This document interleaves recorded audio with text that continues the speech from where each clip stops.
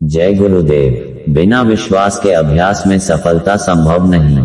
बोलो जय गुरुदेव, जय गुरुदेव, जय गुरुदेव। देखो प्रेमियों, ये जो नए लोग हैं इनको लिखा देना। अपने अंदर की चीज तो बताना नहीं, बाकी बाहर से लिखा देना और इनसे कहना तुम इस तरह से याद कर लो, और ध्यान के लिए इनको बता देना कि ऐसे बैठ के ध्यान करो, कपड़ा ओढ़ करके भजन सुमिरन करो। ये जब समझ जाएंगे तो करने लगेंगे। बाकी यहाँ तो 1 दिन, 2 दिन, 4 दिन, आपको मालूम है हफ्ते 1 हफ्ते रहे तो सत्संग मिला। इससे बहुत कुछ है। यहाँ से जा करके अपने घर में उसकी कमाई करो, अभ्यास करो, साधन करो, दया हो जाएगी। ये बाकी जो काम है ये सब यहीं के हैं। शरीर तो उसका है, उसने दिया है, वो अपना ले लेगा, सामान भी रखवा लेगा और जीवात्मा को निकाल बाहर करेगा।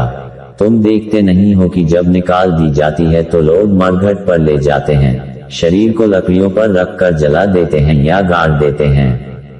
तो भजन कर लो, सही सीधा रास्ता बताया है। आत्मधन को दबाकर छिपा कर रखो और यह कहो कि हमें कुछ नहीं चाहिए, तब तुम्हारा धन बचा रहेगा।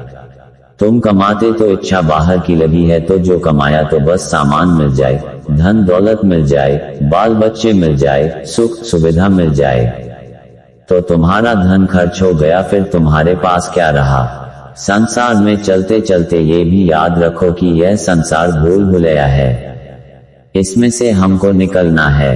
साधक को चाहिए कि लगन के साथ भजन करें। संसार उसी समय तक है जब तक हम खत्म हुए कि संसार भी खत्म। यही सोचते हुए उतना ही फैलाओ जितनी जरूरत है, ज्यादा नहीं। मंजिल पर अभ्यास पहुंचाएगा, विश्वास नहीं, परंतु विश्वास अभ्यास करवाएगा।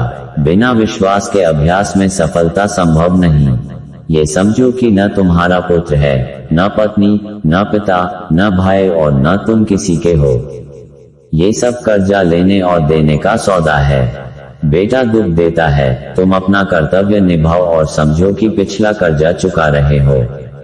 लड़की पैदा होती है कि वह तुमसे कुछ ले, तेरा यहाँ कोई नहीं है।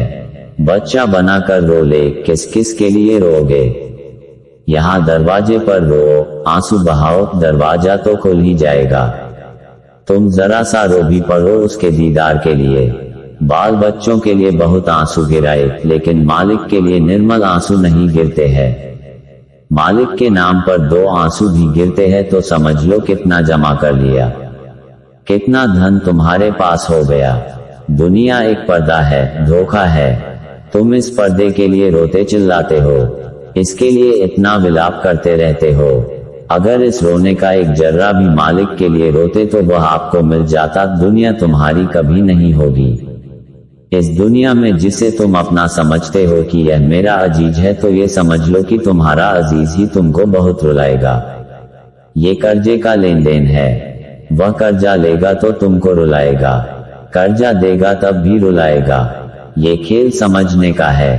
तुम कितनी बार माँ बाप बने, कितनी बार बच्चे पैदा किए, कितनी बार खुद बच्चे बने, ये खेल चलता चला आ रहा है। इसी मोह जाल में तुम फंसे रहे। भजन के लिए सत्संग उसी तरह है जिस तरह से पौधों के लिए बाड़ा होता है। सत्संग वह पानी है जिसके द्वारा भजन हरा भरा रहता है। मन के एकाग्र होने से शब्द स्पष्ट हो जाता है।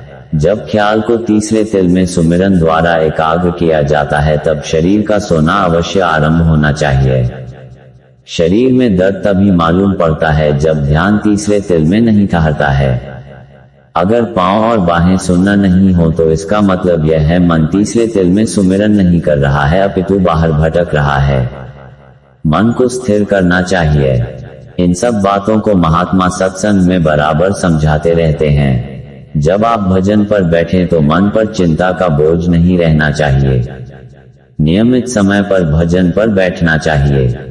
जब तक किसी सत्संगी का ध्यान तीसरे तिल में नहीं पहुंच जाता है, तब तक वह ये नहीं देख सकता है कि गुरु कैसे कैसे अपने सत्संगियों की रक्षा करते हैं और उनके लिए क्या क्या करते हैं।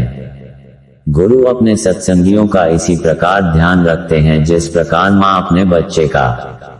बाबा जी सब कुछ देखते रहते हैं। उनकी निगाहों को कोई धोखा नहीं दे सकता है। तुम चाहे 7 कोठरी के अंदर भी छिप कर कोई काम करो, बाबा जी को सब मालूम हो जाता है।